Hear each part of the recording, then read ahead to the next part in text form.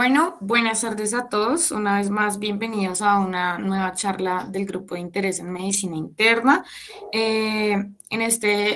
Seguimos en este mes del ciclo de reumatología. Mi nombre es Juliana, uno de los coordinadores, y el día de hoy tendremos el tema de esclerodermia.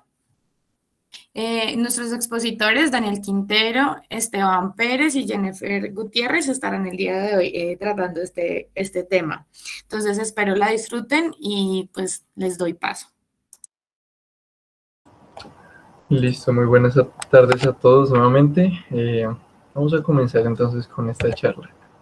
Para comenzar vamos a ver primero pues un caso clínico para orientarnos más o menos a cómo sería pues el abordaje de este tema. Entonces, cada uno de ustedes póngase en el papel de que está en consulta externa de medicina general en la pura mañana, hacia las 7 de la mañana, la primera consulta.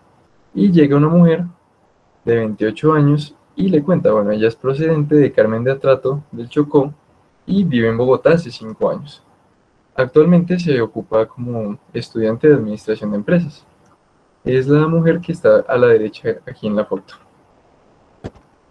El motivo de consulta es ardor en el pecho. Entonces usted le hace la anamnesis correspondiente y encuentra una enfermedad actual que es cuadro de 3 meses de evolución de ardor retroesternal después de comer con presentación ocasional en el epigastrio que se acompaña de disfagia.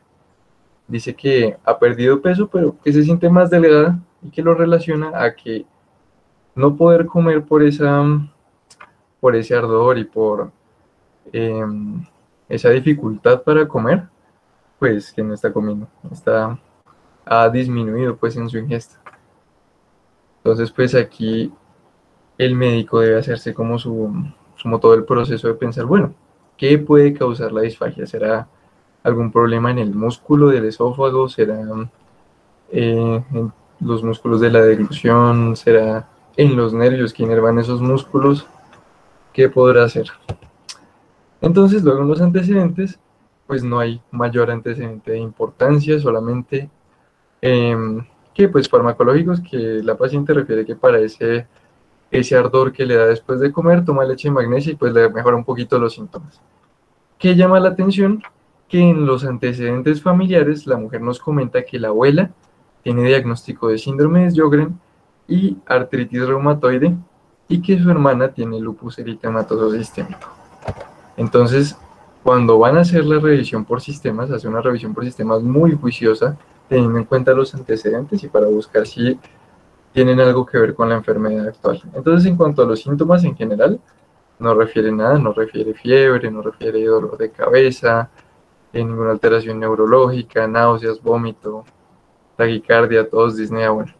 Sin embargo, cuando le estamos preguntando acerca de pues, los síntomas que pueden presentarme una enfermedad autoinmune, ella refiere que efectivamente ha tenido dolor en las articulaciones de las manos y que se le hinchan.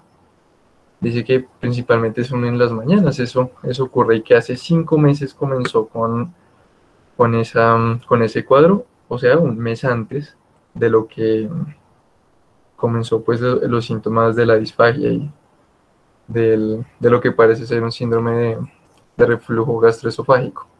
También dice que los dedos se le ponen muy blancos cuando tiene frío, cuando tiene un estímulo emocional fuerte. Ella comenta como, no, doctor, es que aquí desde que vivo en Bogotá no me pasaba, pero ahora, imagínese que cuando hace mucho frío, esos dedos se me ponen blancos, blancos, blancos. De hecho, muy juiciosa ella, cuando le ocurrió uno de esos episodios, se tomó una foto. Entonces nos mostró y encontramos esto. Entonces el médico muy juicioso escribe todos los hallazgos que hay en la foto, pues en la historia clínica. Entonces, pues en la foto podemos ver que hay telangiectasias alrededor de la mano, hay manchas hipocrómicas alrededor del dorso de la mano, principalmente pues cerca de las articulaciones metacarpocarpianas de la mano, y mm, ella, bueno, y también ella nos cuenta que antes le sudaban mucho las manos, que eso era como muy común en ella, pero que en estos últimos meses, en esos últimos 3 meses, ha dejado de sudar por las manos. Y ella dice que se relaciona pues con la aparición de las manchas. Entonces, le vamos a hacer el examen físico. En los signos vitales, todo normal, aunque ha perdido peso, pues según lo que ella nos contó, todavía tiene un índice de masa corporal pues bien. En la cabeza y el cuello le encontramos importante telangiectasias faciales. En el tórax importante le encontramos manchas hipocrómicas induradas gruesas que no duelen cuando la tocan de borde irregular, similares a las que había en las manos, en la región lumbar. Muy juiciosamente, ya pensando en compromiso sistémico que pueda tener la enfermedad que está causando la disfagia por la que consultó, buscamos pues si hay compromiso pulmonar, encontramos que los murmullos vesiculares están normales, los ruidos cardíacos también están rítmicos, sin soplos, clics no normales, el abdomen también, sin hepatosplenomegalia, y al revisar pues el sistema musculoesquelético encontramos efectivamente la induración de la piel en las manos que no permite obtener los pliegues, o que no permite pues que le saquemos pliegues al examinarlo. En el momento del examen, la paciente tenía unos guantes porque le da mucho frío, entonces se quitó los guantes y vimos que en ese momento tenía los dedos como morados, como rojos, y que le dolían. Y ella dijo, sí, doctor, es que eso me pasa siempre. Justo después de que tengo las manos blancas, blancas, blancas por el frío, se me ponen así rojas y me duelen. Entonces le preguntamos, ¿eso solamente pasa con el frío? Y ella dijo, no, doctor, imagínese que muy raro esto, que también cuando una vez mi novio vino a mi casa y me sorprendió, trajo una sorpresa y eso, y yo me emocioné tanto que me pasó exactamente lo mismo. Después también revisamos pues efectivamente la presencia de las telangiectasias que habíamos visto en la foto que nos mostró, las mismas manchas hipocrómicas proximales a las articulaciones metacarpofalángicas y pues bueno, le revisamos los arcos de movimiento pues de las manos y el resto de articulaciones y pues ya eso está sin alteración. El médico muy juiciosamente y pues que probablemente asistió a esta charla dijo impresión diagnóstica esclerosis sistémica. Y eso es lo que vamos a desarrollar durante toda esta charla. Entonces, ¿qué es la esclerosis sistémica? Es una enfermedad, pues bueno, como el nombre lo dice, muy multisistémica, que se caracteriza por fibrosis cutánea extensa, alteraciones vasculares y autoanticuerpos contra diferentes antígenos celulares que vamos a ver más adelante. En el título ustedes vieron que se llamaba esclerodermia la charla, y esa era una manera en la que se le llamaba a esta enfermedad antes. Sin embargo, hay un conflicto y es que la palabra esclerodermia hace referencia únicamente a la esclerosis, o sea, al endurecimiento pues de la piel, esclerodermia. Entonces, pues de ahora en adelante, pues en esta charla y para que lo tengan en su cabeza, vamos a llamar a esta enfermedad de esclerosis sistémica. Listo, entonces un poco de la epidemiología. La prevalencia mundial es de 7 a 489 casos por millón de personas. La incidencia es de 0.6 a 122 casos por millón de personas al año. Y pues bueno, verán que los rangos están bastante amplios. Sin embargo, los estudios varían porque hay mayor aparición de la enfermedad en ciertas regiones del mundo. Entonces, claro, si se hace una prevalencia mundial, pues va a ser muy variable esa prevalencia y pues dependiendo del lugar donde se esté haciendo, pues va a ser diferente pues la importancia que tiene el número de casos sobre pues toda la población. Como en la mayoría de enfermedades autoinmunes, la relación de mujeres a hombres pues es mayor en las mujeres, y en esta enfermedad es más frecuente la aparición en mujeres de raza negra jóvenes. Entonces, bueno, hay ciertos factores de riesgo que son predisponentes para la enfermedad. Hay unos factores ocupacionales que son trabajar con sílice, con siliconas, por ejemplo, las que se usan en la minería de oro y de carbón. Esas personas tienen hasta 200 veces más riesgo de tener esclerosis sistémica. Y también las personas que trabajan con disolventes orgánicos. También hay otros factores que son no ocupacionales, como el uso de estos fármacos como la bleomicina, que es un antibiótico que pues es poco usado, se usa, según encontré, para tratar el sarcoma de Kaposi. Y la colchicina, que es un analgésico pues que también tiene poco uso y pues también con exposición a ciertos pesticidas. Y esto también es importante, que tiene una carga genética pues importante esta enfermedad, que pues es de origen multifactorial. Entonces, importante la historia familiar de enfermedades autoinmunes, que haya lupus, que haya artritis reumatoide, que haya pues bueno, cualquier tipo de enfermedad autoinmune en la familia, hace que debamos pensar, pues dependiendo del cuadro clínico, en una esclerosis sistémica. Esto, digamos, no tiene tanta importancia clínica, sino que lo traigo aquí para que veamos pues que hay pues confirmación de que hay eh, cierto impacto que tienen los genes en la aparición de esta enfermedad. Entonces, pues los genes implicados en mayor prevalencia de la enfermedad son genes que codifican para el complejo mayor de histocompatibilidad. Están estos genes, también está el polimorfismo en este gen que también se encuentra en el lupus y en la artritis reumatoide, y pues se ha encontrado también que no existan estos genes que están acá, aumenta la probabilidad de obtener esta enfermedad. En Colombia, la esclerosis sistémica es contada como una enfermedad huérfana. Eh, Aquí está la prevalencia pues en Colombia, que es 919 casos por millón de personas. Entonces es una perdón, 919 casos en total hay en Colombia, y la prevalencia es de 1,7 por millón de personas, 1,7% por millón de personas.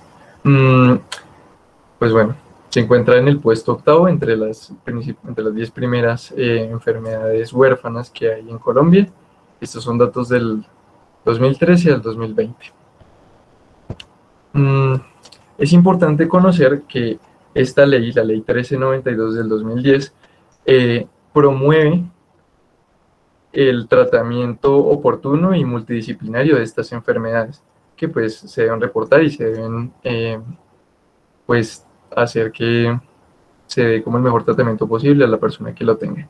Y aquí como un dato aparte, pues el 29 de febrero en Colombia y pues en todo el mundo se conmemora el Día Mundial de las Enfermedades Huérfanas y Raras, y pues en esta fecha fue que se sacó esta ley pues para promoverle el mejor tratamiento para este tipo de enfermedades, pues con tan bajitas prevalencias.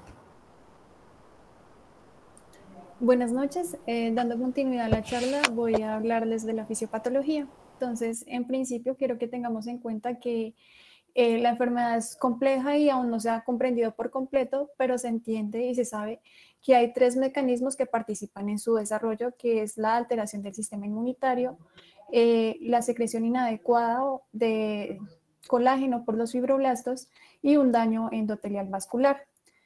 Todo mediado por una interacción célula-célula, célula-citoquina y célula matriz. Siguiente, por favor.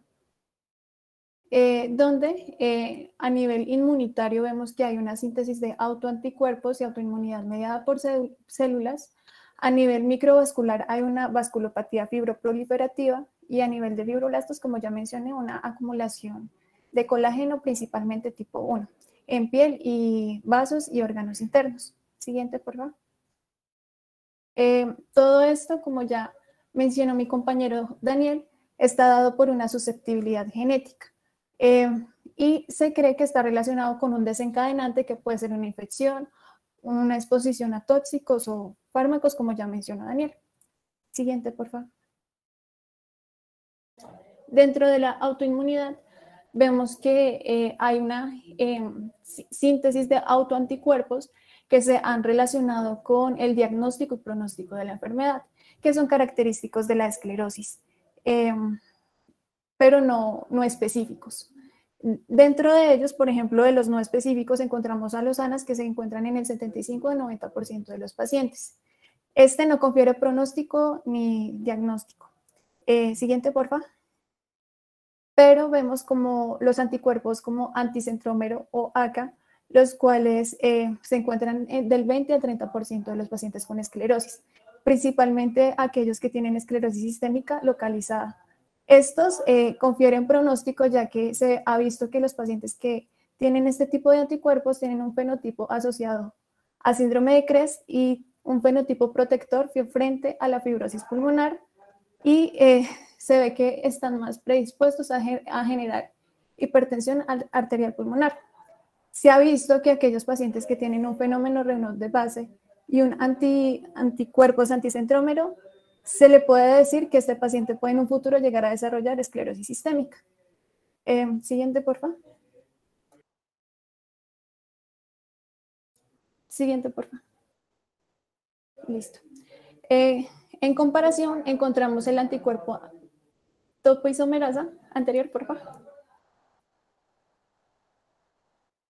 Los cuales se ha visto que en comparación frente a los otros se asocian a peor pronóstico, ya que se ha visto que con mayor frecuencia los pacientes que tienen estos anticuerpos generan con mayor frecuencia fibrosis pulmonar y se presenta principalmente en aquellos pacientes con esclerosis sistémica difusa. Siguiente, por favor.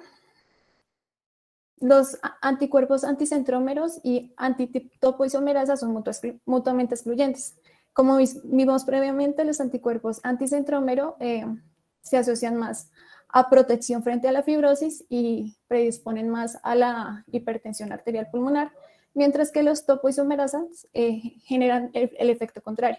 Sin embargo, ambos se asocian con fenómeno de Raynaud, predisponiendo a esclerosis sistémica en un futuro. Siguiente, por favor. Finalmente, bueno, tenemos también los anticuerpos antinucleares que se presentan en el 3% de los pacientes con esclerosis sistémica y se asocian a un fenotipo de síndrome de solapamiento en el cual no solo se presentan síntomas de esclerosis sistémica, sino de otras enfermedades autoinmunitarias como lupus y síndrome de Sjögren. Siguiente, por favor. También encontramos los anticuerpos antipolimerasa 1, 2 y 3, los cuales se asocian con esclerosis sistémica difusa y predisponen o se han visto con mayor frecuencia asociados al desarrollo de cor pulmonale y compromiso renal. Siguiente, por favor. Aquí en esta imagen podemos ver una inmunofluorescencia donde se marcan los anticuerpos. En la imagen de la izquierda vemos un motado nuclear antitopoisomerasa. En la imagen del centro vemos un patrón de tinción nuclear homogéneo específico de la esclerodermia difusa.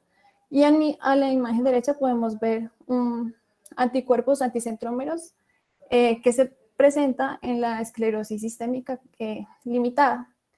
También vemos que en estos pacientes se desarrollan anticuerpos contra el receptor del factor de crecimiento derivado de plaquetas, el cual es importante en la patogenicidad. Más adelante veremos por qué. Siguiente, por favor.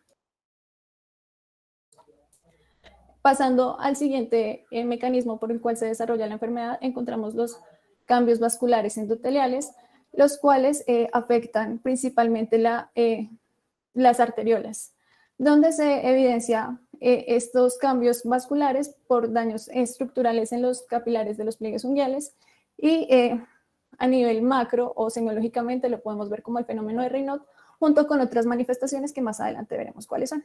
Siguiente, por favor. Dentro de la fisiopatología de esta vasculopatía, encontramos que hay un aumento en la secreción de endotelinas, las cuales no solo confieren vasoconstricción, sino que también son profibróticas. Siguiente, por favor.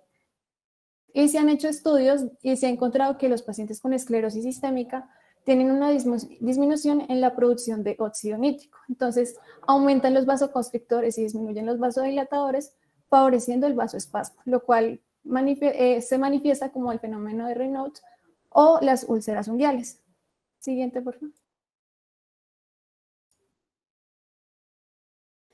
Dentro del estrés físico encontramos que hay un aumento en la secreción de aniones de superóxido, los cuales también neutralizan el óxido nítrico y favorecen la oxidación de lipoproteínas de baja densidad circulantes, las cuales son tóxicas en suero. Siguiente, por favor. También hay un aumento en la producción de factores citotóxicos vasculares, como anticuerpos, citocinas, proteasas y factores de complemento. Aquí en la imagen de la izquierda vemos un vaso sanguíneo infiltrado por múltiples células inmunitarias. Siguiente, por favor. Las cuales pues van a dañar el endotelio de los capilares. Siguiente. Todo este daño endotelial nos va a predisponer a hipoxia. Y lo que uno esperaría es que se hiciera un retrocontrol y se generaran más células endoteliales frente al daño que se está generando. Sin embargo, en la esclerosis sistémica se ha visto que la vasculogénesis está afectada. Siguiente, por favor. Donde hay un déficit de precursores y dificultad para proliferar y madurar. En la imagen vemos un vaso sanguíneo con una fibrosis pues aumentada, afectando pues ya la estructura del parénquima renal. Siguiente, por favor. Finalmente, pues dando continuidad encontramos la fibrosis, la cual, pues como dije previamente, interrumpe la arquitectura del órgano y principalmente se produce por depósito de matriz extracelular, principalmente colágeno tipo 1. Esto se debe porque hay un aumento en la producción de fibroblastos de colágeno y estos fibroblastos no solo empiezan a secretar mucho colágeno, sino que también se transforman en miofibroblastos. Los pericitos que están en las células, en los capilares, empiezan a transformarse en células de músculos lisas, fibroblastos y miofibroblastos, y también presentan el receptor del factor de crecimiento derivado de plaquetas. Asociado a esto, pues como dije previamente, hay un aumento en las células inmunitarias adyacentes a estos capilares. Siguiente, por favor. También encontramos a nivel pues, de la fibrosis a nivel micro o molecular, que el factor de crecimiento transformante beta tiene un papel muy importante, puesto que él llega al fibroblasto y por medio de una vía de señalización tipo SMAD favorece la secreción del factor, la expresión de receptor del factor de crecimiento derivado de plaquetas, el cual es mitogénico en los fibroblastos, o sea, favorece la reproducción de estas células. Y adicional a eso, siguiente. En la esclerosis sistémica se ha visto que estos pacientes, como dije previamente, hay una generación de anticuerpos que estimulan el receptor de este PDGF y pues favorecen la síntesis de matriz extracelular. Siguiente, por favor. Además, se ha visto que en la esclerosis sistémica las especies reactivas de oxígeno están aumentadas y favorecen el daño endotelial. Y estas especies reactivas de oxígeno se generan de forma autónoma y no asociadas a células inmunitarias, que las células inmunitarias también la pueden favorecer, sí, pero en la esclerosis sistémica se ha visto que estas especies reactivas de oxígeno se generan de forma basal. Siguiente, por favor. Y pues todo este daño vascular genera hipoxia. Y la hipoxia de forma de retrocontrol nos va a favorecer la generación de factor de crecimiento derivado de plaquetas y TGF-beta.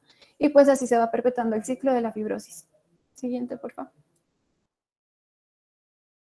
Y a modo de resumen de la fisiopatología, vemos que las especies reactivas de oxígeno se generan, las cuales pues se asocian con una inhibición de la tirosinquinasa de la ERK, favoreciendo que ésta esté fosforilada o en su estado activo, la cual fosforila la NADPH y pues favorece la generación de más ROS. Entonces, todas esas especies reactivas de oxígeno nos van a generar daño endotelial, favoreciéndonos la expresión de citoquinas y factores que atraen células inflamatorias, alterando los capilares o la estructura anatómica de los capilares, favoreciendo pues el daño endotelial y empiezan a secretarse factores de crecimiento derivado de las plaquetas y con ello pues empiezan a transformarse los fibroblastos en miofibroblastos, generarse mucho colágeno y finalmente pues después de toda esta fase inflamatoria llega la fase fibrótica donde pues ya la estructura está alterada. Siguiente, por favor. Ya hablando de las manifestaciones clínicas, encontramos que se pueden dividir en esclerodermia limitada o esclerodermia difusa y dos variantes, que es la esclerodermia o, bueno, la esclerosis sistémica sin esclerodermia y el síndrome de solapamiento. Dentro del patrón clásico, siguiente, por favor. Encontramos que los pacientes desarrollan microstomía, telangiectasias, esclerodactilia, dilatación de los lechos periunguiales, y calcinosis. Se ha visto que estos pacientes con el patrón clásico del 15 al 10% también pueden desarrollar hipertensión pulmonar. Siguiente, por favor.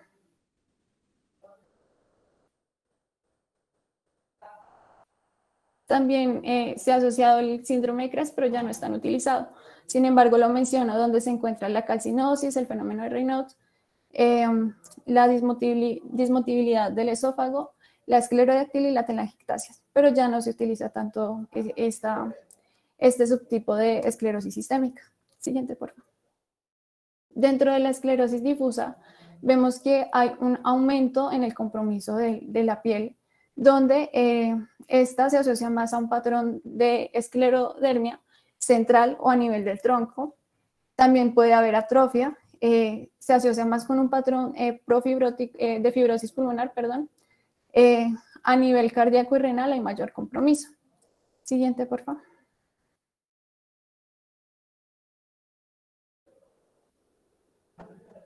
De modo que dentro de las comparaciones o las diferencias que encontramos entre la esclerosis sistémica localizada y difusa, encontramos que el engrosamiento en la piel en la esclerodermia localizada se produce más de forma distal o en las extremidades distales, mientras que en la difusa es más a nivel del tronco o más axial. También encontramos que es más frecuente las telangiectasias y la calcinosis, mientras que estas dos características en la difusa son más de aparición tardía.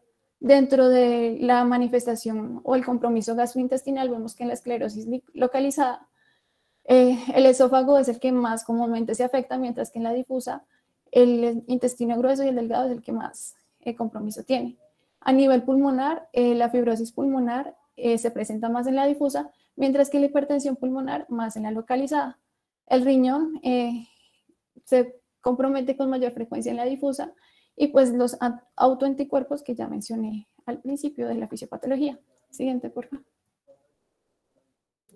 Dentro de la esclerosis sistémica sin esclerodermia, encontramos que hay criterios para definirla, que es aquel paciente que presenta fenómeno de Raynaud o algún equivalente vascular periférico como úlceras digitales, capilares anormales en el pliegue unguial, más ANAS positivos, y cualquier trastorno a nivel orgánico como hipomotilidad esofágica distal, hipomotilidad del intestino delgado, fibrosis pulmonar o hipertensión pulmonar. Afectación cardíaca típica de esclerodermia, y que finalmente pues ninguna otra conectivopatía explique los dos primeros criterios. Siguiente, por favor. Finalmente encontramos el síndrome de solapamiento, donde es aquel paciente que presenta esclerosis sistémica y alguna otra enfermedad reumatológica como el lupus eritematoso, artritis reumatoide o síndrome de Sjögren. Siguiente, por favor.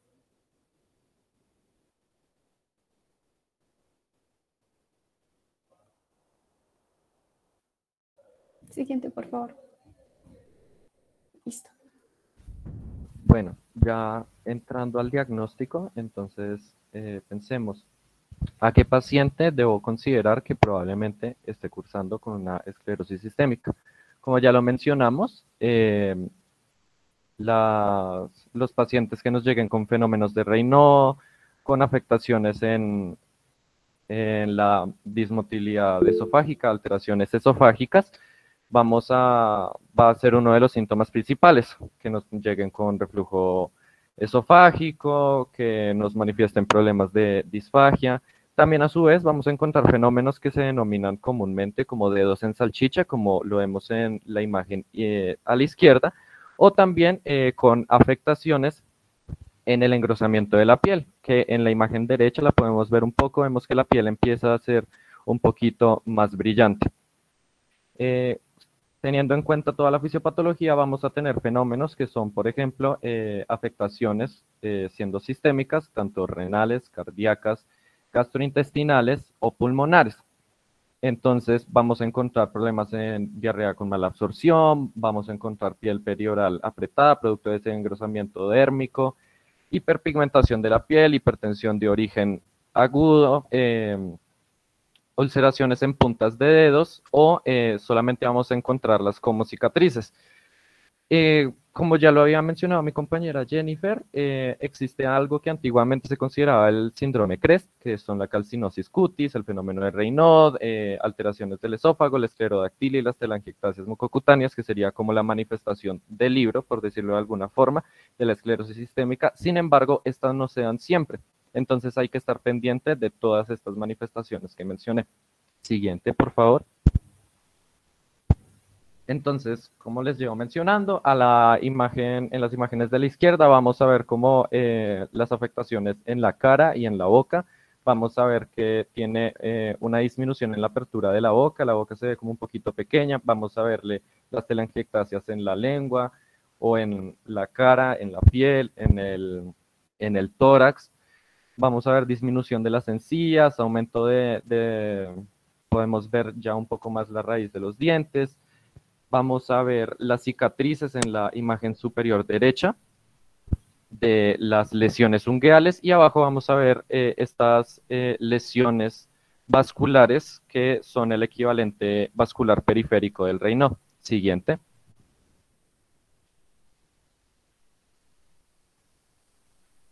Bueno, como quizás ya se había mencionado, existe un fenómeno que se llama esclerosis sistémica sin esclerodermia. Este es, digamos, que tener en cuenta porque aproximadamente el 10% de los pacientes que son diagnosticados con esclerosis sistémica no presentan la patología de induración en la piel. Sin embargo, va a tener los otros afectaciones, que en este caso este es el porcentaje en el que se encuentran. En un 83% veremos alteración de la motilidad esofágica, como mencioné anteriormente, reflujo gastroesofágico, disfagia, van a presentar afectaciones pulmonares en un poco más de la mitad de los casos, telangiectasias en un 30%, fenómeno de Raynaud y calcinosis cutis. Siguiente. Entonces, ¿qué podemos hacer o qué podemos solicitar para poder confirmar un diagnóstico de esclerosis sistémica? Entonces, vamos a guiarnos de imágenes diagnósticas y de serologías. En el caso de las serologías, vamos a considerar solicitar contra anticuerpos que ya habíamos mencionado. Los ANAS, los anticuerpos antitopoisomerasa, anticuerpos anticentrómero, anticuerpos contra la ARN polimerasa tipo 3. Y es perjudicial y pues cambiarse para que no se perjudique. Ajá. Sino que es un blanco percude y toca todos los días, ¿no? ¿Alguien tiene el micrófono encendido? Bueno, y también considerar que ya que es una enfermedad de origen autoinmune y como mencionamos en el síndrome de sobrelapamiento, hay que considerar otras enfermedades reumatológicas, como lo pueden ser la artritis reumatoide, el lupus, síndrome de Sjögren. Por eso podríamos aprovechar para buscar anticuerpos o hacer diagnósticos de estas enfermedades a partir de solicitar el factor reumatoide, anticuerpos de proteínas citrulinadas, anti-DNA, anti-SMID, anti-RNP y otros. Junto con ello vamos a solicitar imágenes diagnósticas como son la radiografía de tórax o la tomografía axial computarizada de alta resolución. ¿Por qué? Porque la esclerosis sistémica, una de las altas razones por las cuales tienen una alta morbilidad y mortalidad de estos pacientes es porque tienen un compromiso tanto al corazón como al riñón. Entonces tenemos que asegurarnos que no esté generando este compromiso al pulmón como una enfermedad pulmonar intersticial. Normalmente se recomienda el uso de la tomografía mucho más porque tiene más sensibilidad para detectar cambios en los patrones intersticiales. También solicitaremos una ecocardiografía Doppler transtorácica para poder determinar, más que todo, no tanto por el compromiso cardíaco, sino por la presencia de hipertensión pulmonar. Y también como una de las formas de diagnóstico no tan invasivas, encontramos la capilaroscopia del lecho ungueal, en donde examinamos los capilares que se encuentran en las uñas y vamos a ver diferentes patrones de la esclerosis sistémica, como pueden ser las dilataciones de estos capilares, las arborificaciones, las dilataciones, entre otras. ¿Puedes pasarla, por favor?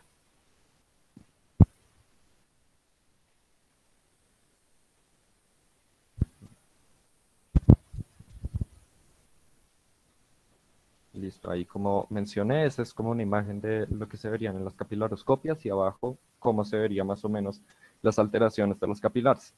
Siguiente.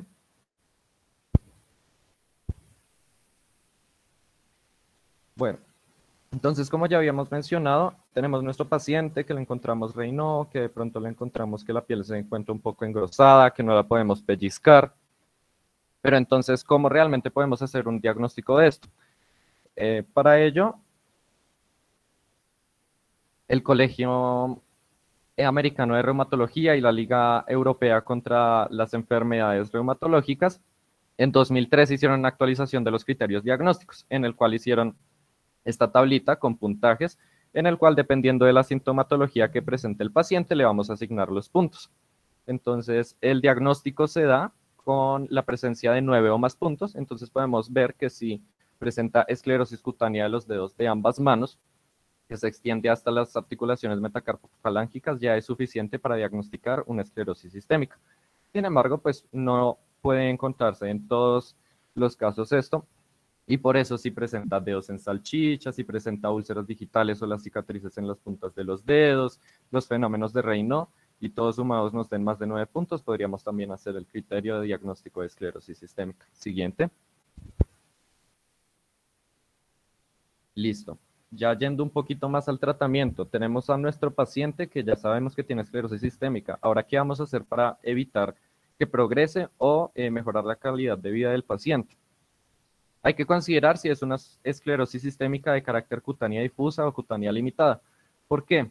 Porque las esclerosis cutáneas difusas presentan un mayor componente de alteración visceral, mientras que las cutáneas limitadas son más de fenómenos vasculares y cutáneos.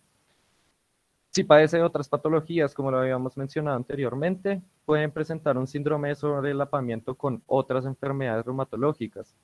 Hay que considerar también la educación en el paciente, las intervenciones no farmacológicas o farmacológicas. Es una enfermedad muy rara en nuestro país, que como ya lo vimos, son 920 personas que la padecen, en algunas otras censos lo dicen por mucho más de menos de 4.000 personas. Entonces hay que explicarles en qué consiste su enfermedad para que ellos entiendan si pueden encontrar algunos síntomas de alarma que nos ayuden a poder controlar su patología. Según la sintomatología y los órganos comprometidos, debido a que no conocemos bien el mecanismo que está generando la enfermedad, solamente nos encargaremos de disminuir los síntomas que presentan los pacientes. Entonces, a grosso modo, si el paciente presenta una enfermedad de reflujo gastroesofágico, le daremos un inhibidor de bomba de protones. Si presenta hipertensión, le daremos un inhibidor de la enzima convertidora de angiotensina. Y un seguimiento del paciente, como ya lo dije, la principal causa de muerte son las crisis renales de esclerodermia y la enfermedad pulmonar intersticial. Entonces hay que ser juiciosos con ese paciente, irlo siguiendo y asegurarnos de que no nos progrese. Siguiente. Ya un poquito más específico, por órganos, se tiene más o menos según el consenso de la EULAR, una serie de medidas o conductas para mejorar la calidad de vida del paciente y evitar que progrese. Entonces, en el caso de la piel, nos vamos a asegurar que como medida no farmacológica tenga un cuidado adecuado de la piel. Uso de cremas con lanolina para que sean lubricantes, que humecten la piel. El uso a veces de, si tiene mucha sintomatología, presentan mucho prurito, se le puede dar cremas con mentol o con capsaicina que les disminuya, algunos antihistamínicos, pero normalmente o de aquí en adelante, como ya generalidad, la terapia de estos pacientes es inmunosupresora.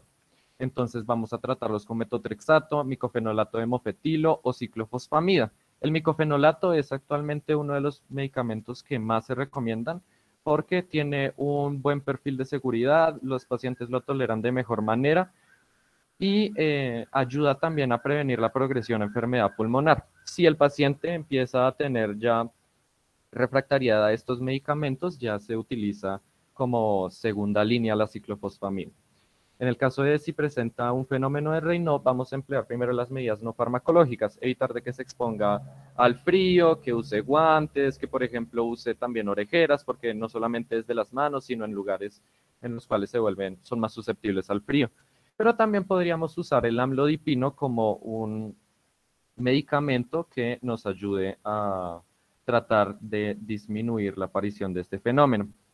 También las úlceras digitales podemos usar algunos análogos de las prostaglandinas, como lo son el hiloprost o inhibidores de la fosfodiesterasa tipo 5, como el sildenafilo, para poder ayudar a curarlas y evitar la recaída de estas úlceras. En el caso de los riñones, pues simplemente es un tipo de manejo de vigilancia. Tenemos que asegurarnos de que no entre en crisis renales, porque las crisis renales progresan muy rápidamente y afectan muchísimo la calidad de vida, y fácilmente en cuestión de casi solamente un año el paciente puede fallecer. Actualmente el manejo óptimo es con inhibidores de la enzima convertidora de angiotensina como el captopril, para evitar la presencia de hipertensión. Con esto evitar de que empiece a fallar el riñón, empiece a tener niveles de proteinuria elevados, creatinina elevada. Para los pulmones es manejar la hipertensión pulmonar. Esto se hace con medicamentos que son antagonistas del receptor de endotelina, como lo son el Bosentan o, como lo había mencionado anteriormente, el sildenafilo, pero también la ciclofosfamida para evitar progresar a enfermedades intersticiales. Siguiente.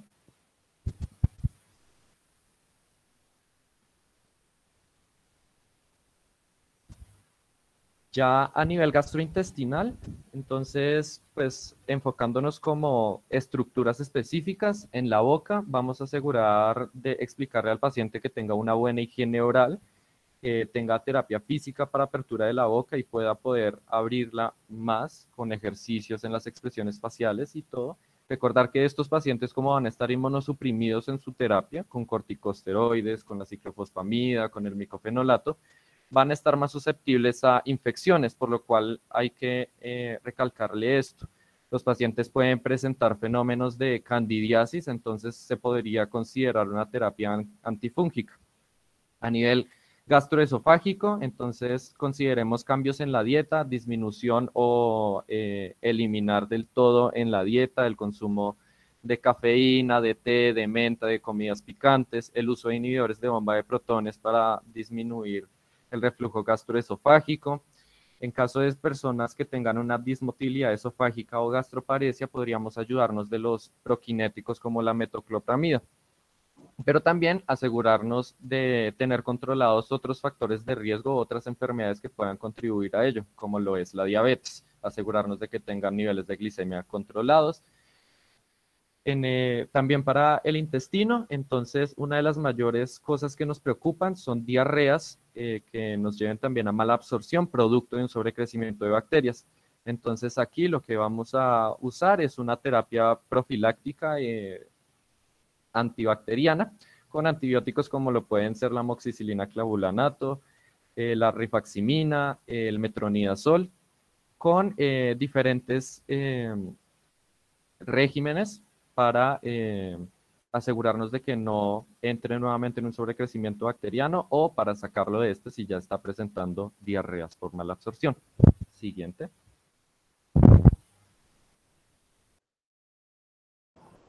Listo, ahora vamos a hablar de otras enfermedades que pueden producir un cuadro clínico similar, porque lo importante de la clínica es que lleguemos al diagnóstico correcto para dar el tratamiento correcto.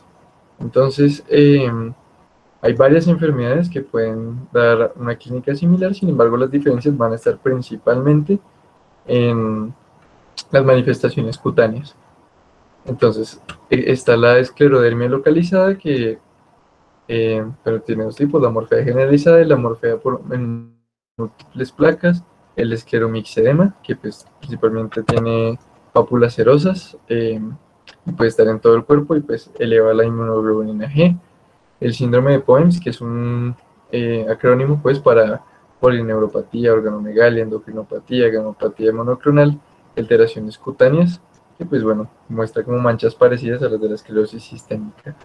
El escleredema, que consiste en edemas y rigidez cutánea, similar a la esclerosis, que estamos viendo, que bueno, parte de la espalda del cuello, también en los brazos, la cara y los hombros, pero no tiene como componente sistémico. La dermopatía fibrosante nefrogénica, que pues da principalmente en personas que tengan ya una enfermedad de base renal, que produce placas simétricas en el tronco, las piernas, los antebrazos, y normalmente no toma la cara. También hay otros trastornos metabólicos que pueden producir manchas y esclerosis en la piel, como el mixedema, la porfiria cutánea tardía, la acromegalia, la fenilcetonuria. Y pues también la enfermedad de injerto contra huésped crónica, que pues se produce principalmente cuando hay trasplantes de médula ósea halogénicos, donde pueden tener afecciones cutáneas pues, o localizadas o generalizadas y pueden simular ser una esclerodermia. Entonces, es importante como analizar el caso que vimos al inicio, ya viendo cómo funciona la fisiopatología y eh, cómo es esta enfermedad. Entonces, aquí es muy importante tener en cuenta que, si lo recuerdan, el motivo de consulta fue pues, la alteración esofágica. Y aquí es importante que veamos que el paciente va a consultar por lo que más le preocupa y no siempre lo que más le preocupa va a ser como la explicación de su enfermedad. Por eso es supremamente importante que hagamos una anamnesis muy completa. Por eso cuando planteamos el caso que les presentamos, decidimos mostrar todos los estigmas de la enfermedad de la esclerodermia como tal en la revisión por sistemas, porque si uno solamente se hubiera quedado con la enfermedad eh, por el reflujo gastroesofágico, pues bueno, pedirá una cinedeglución, o sea, enfocaría mal el paciente y es importante saber cómo enfocar los pacientes, porque eso es en lo que consiste pues la práctica de la medicina.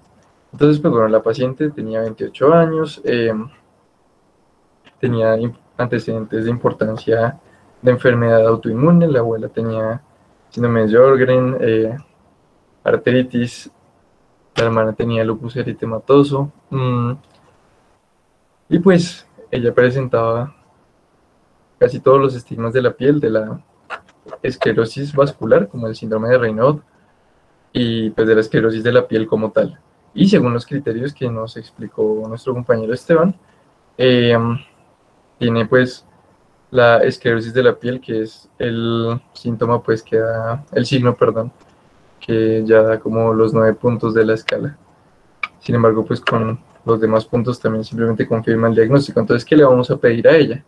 Teniendo un caso así, le vamos a pedir obviamente función renal para saber cómo está, pues si hay compromiso renal en ella. Le vamos a pedir pues todos los anticuerpos que vimos y las imágenes también que nos mostró nuestro compañero.